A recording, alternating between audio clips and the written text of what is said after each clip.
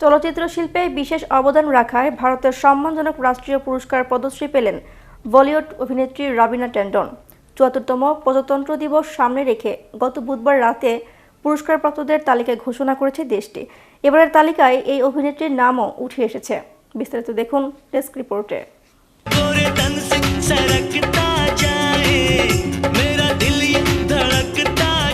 গত ৩ দশক ধরে তার ভক্ত অনুরাগীদের ভিন্ন ভিন্ন ধরনের সিনেমা উপহার দিয়ে এসেছেন বলিউড অভিনেত্রী রবিনা ট্যান্ডন। ১৯৯১ সাল থেকে বলিউডে ক্যারিয়ার শুরু করেন রবিনা ট্যান্ডন। পাথরকে ফুল সিনেমা দিয়ে শুরু হয় তার বলিউড যাত্রা। ছবিটি বক্স অফিসে দারুণ সাফল্য পায়। जवान हूँ, खूबसूरत हूँ, ये बदन बेचकर अपना पेट भर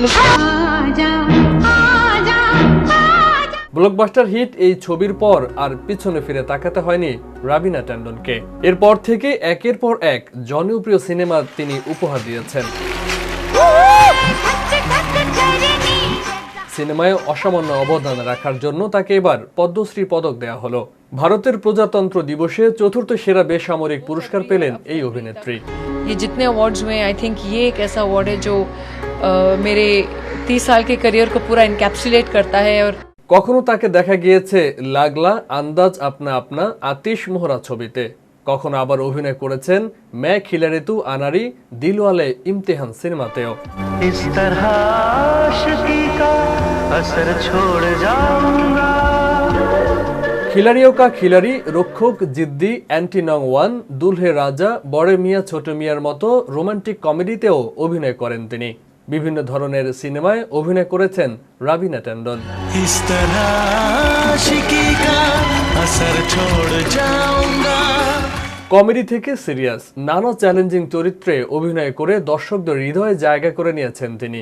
এক সাক্ষাৎকারে অভিনেত্রী বলেছিলেন যে আমি কখনো ভাবিনি অভিনেত্রী হব। फिल्म के तौर पे नहीं दिखा पाते हम, ओटीटी पे एक्सपेरिमेंटल सिनेमा भी दिखा पाते हैं और उसके लिए एक नीश ऑडियंस भी है। So I think it's a win win situation. Genesis পিআরে তখন ইন্টার্নশিপ করছিলাম। প্রহ্লাদ কক্করের সহকারী হিসেবে কাজ করছিলাম। সেই সময় আমার লুক নিয়ে অনেকেই কথা বলতেন। আমার আশপাশের লোকেরা আমার চেহারার প্রশংসা করতেন। রবিনা আরো বলেন, কিন্তু আমাকে প্রথম সুযোগটা দেন ফটোগ্রাফার পরিচালক শান্তনু সোরে। তিনি আমাকে ডেকে বলেছিলেন যে তিনি আমার সঙ্গে কাজ করতে চান। সেই সময় মডেলরা অভিনয় জগতে আসতেন। আমি তার প্রস্তাব ফিরিয়ে দেই। প্রহ্লাদ আমাকে বলেছিলেন যে কোটি কোটি মানুষ এই একটা অফার পাওয়ার অপেক্ষায় বসে থাকে, আর তুমি এই সুযোগটা পেয়েও তাতে রাজি হচ্ছ না। তখন আমার মনে হয়েছিল আমার তো হারানোর কিছু নেই। এরপরই পাথরকে ফুল সিনেমাটি তৈরি হয়।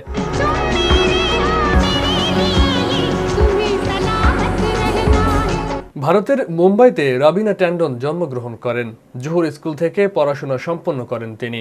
এরপর মুম্বাইয়ের মিঠিবাই কলেজে ভর্তি হন। পড়াশোনা শেষ করে ইন্টার্নশিপ করতে করতেই প্রথম সিনেমার প্রস্তাব পান রবিনা।